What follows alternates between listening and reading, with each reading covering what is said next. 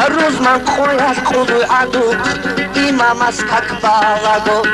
Ba'ara chubire kun shapar ade'un ana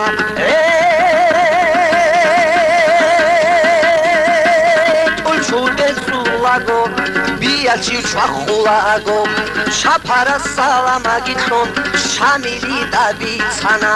Assalamu alaikum imam asurash toyal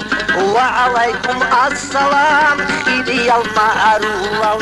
Assalamu alaikum imam asurash toyal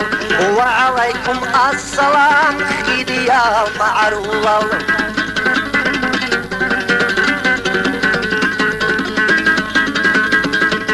Paçayasul askarar idrisil boğurani Gobak yergederil ak bidul şerat betani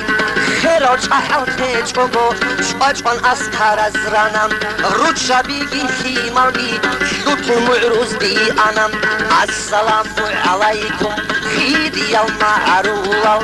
Wa alaikum assalam imama sular soyal Assalamu alaikum khidiyal ma'arulal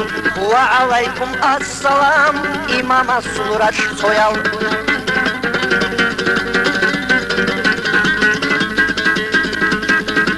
Şamil adi wa kana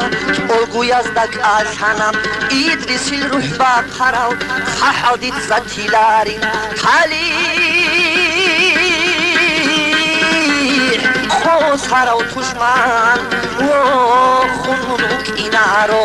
Tankan çodegi wa khun Nuh gargabi bukhana Assalamu alaikum imama surash soyal Wa alaikum assalam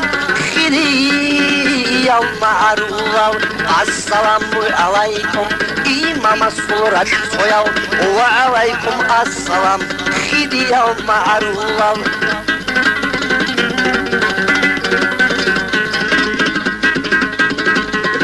Çulari bareti çu çapuli buliş bugo Şorxodi yahve çogo Vaguli şamili bugo Şapu gorşere xulev Xizi da berkut idav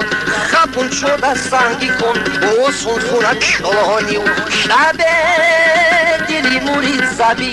Dahaşki yahrel xugem Guri başut vagulev İmamas xuvat şola Assalamu alaikum Khiri